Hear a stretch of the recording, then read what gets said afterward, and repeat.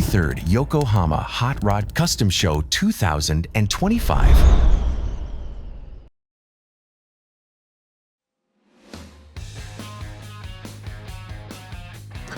Hey, I'm Dave Shuten, and you're at the Galpin Speed Shop, and this is my 32 Roadster. The vision that I had for this Roadster is kind of different because I like to collect and keep a lot of vintage speed equipment, and I was at the MOONEYES open house and saw this Hemi sitting on a stand in a shop, and I asked Shige, what are your plans for this engine? And he said, oh, I don't know. Do you need it? And I said, yeah, I would like to have it. So that was the beginning of this Roadster. Getting this engine from MOONEYES, which apparently came out of a race car in Japan. Shige got the engine there, brought here, and now I have it, and now we are taking back to Japan. So this engine is officially more well-traveled than most of my friends. The vision was more mid-60s, like what would happen if a kid found like his dad's Roadster and wanted to have some fun and go racing. So I made it a pretty cool, notable mid-60s color, but left it kind of plain because I thought anyone who would find something and take it racing wouldn't spend money on paint or whatever. They would just take off like the fenders, the hood, they would put the slicks, the magnesium wheels, the big engine, and just throw away all the stock stuff and make this kind of little race car. So mid-60s home-built drag car is the theme. And I was able to use a lot of really cool old parts that I've had around for almost 30 years, some of them. New old stock, Hurst motor mounts, Krager steering wheel. I already forgot everything else. You know, it has a mid-60s B&M shifter. The wheels were bought brand new from Mickey Thompson in 1965 and never mounted. So I've been sitting on those for quite a while. I had the headlights, I had the grille, I had most of the suspension. And when I started this project, I reached out to my friends at Speedway Motors and said, hey, I'm gonna build this. Can we do something together? And of course they were like, let's do that. And they hooked me up with a lot of the cool parts like the frame rails, the transmission, the front cross member, rear cross member, springs. The rear axle is a Ford 9-inch. It has their new fin drum juice brakes, which is really cool because I just like old. I don't like anything new. So this lets me have nice brakes and still look like it belongs in the 60s. The seats are out of a Dodge van, and they just fit really nice. They're kind of racy, but still an original seat from the 60s. The body is a Brookville 32 Roadster that I got from my friend Bob in Texas, and basically built a chassis in about 30 days of actual work time. The headers were a lot of fun. I designed these headers because I always had these in my head that they would flow and look really good from any angle. So I designed them, and my friend Ryan came over and he did all the TIG welding on them.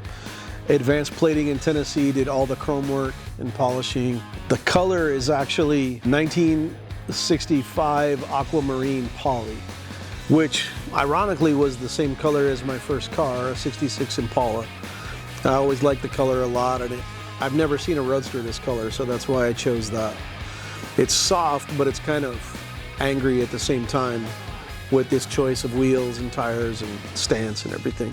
The battery box is out of the same Dodge van that the seats came out of. All the gauges are Stewart Warner, except for all the direct mount gauges are MOONEYES along with the fuel block. And very old Hawaiian 2/4 intake, old moon valve covers. It's really a fairly simple construct, but it's difficult at the same time. I don't know how to explain, but it's hard to make something look period and look right at the same time. I don't know. Given the whole race car nature, I opted for a very like Joe Perez race car style interior where it's just 7/8 pleats all the way around, and then the seats done to match, trunk as well, with the turquoise carpet from the 60s. So I think all in all, it's pretty rad. I really like it. I hope everybody over there does too. The MOONEYES show in Yokohama is the show that I most look forward to every year.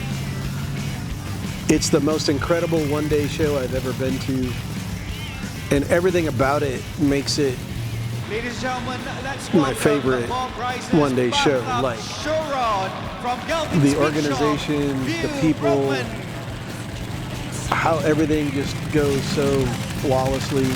You know, from the layout, the drive-in is like it's as close as I'll ever be to being like the Beatles. I don't know. But it's incredible driving in to all the cameras and all the stuff, pulling into the spot and seeing everyone so excited. It's a really incredible feeling. It's very, very special the way this show is done. It makes it unlike any of the other shows. But what happens when they open the doors and literally thousands of people come rushing in? I've never seen so many people so excited to go to a car show anywhere. Everyone is super nice, from the staff all the way to every single person that I interact with at the show. They're so grateful, they're so pleasant, they're very respectful. It's the only show that I can say where I feel comfortable leaving my phone just sitting on the table. Like no one will bother anything. It's really a good feeling. The diverse cars at this show, like there's such an incredible variety. But the lowriders, the customs, the show cars, just everything, the paint, the colors. And I can't believe, like, when you go to SEMA, you see people for 1 week hammering together these crazy booths for this show. And at the MOONEYES show, they do it all in one day. Like they're in there constructing a whole booth. And then by the end of the day, it's gone. It's like magic. The whole thing is seamless. It flows really great. I can't say enough about it. I think it's an incredible, incredible show.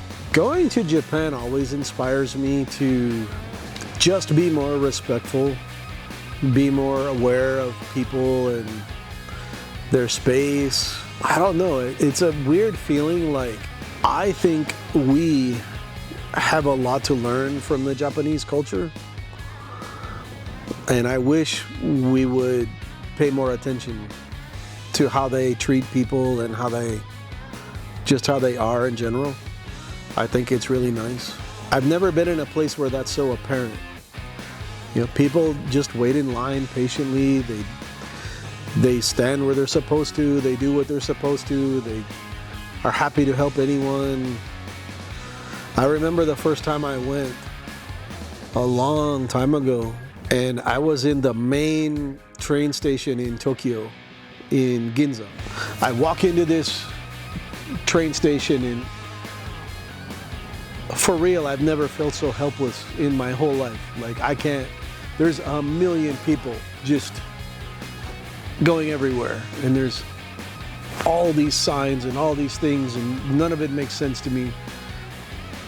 And I just was probably standing there with like this stupid look on my face, and like people would just come up. Like, number one, they spoke English, but two, they're like, "Can I help you? What, are you lost? Do you need help?" And one person actually took me to the booth, asked me where I was going, showed me how to buy the ticket, and walked me to the train. That would never happen here, ever. So I have a lot of respect and love for the Japanese culture. The 33rd Yokohama Hot Rod and Custom Show 2025. Come on and join the fun.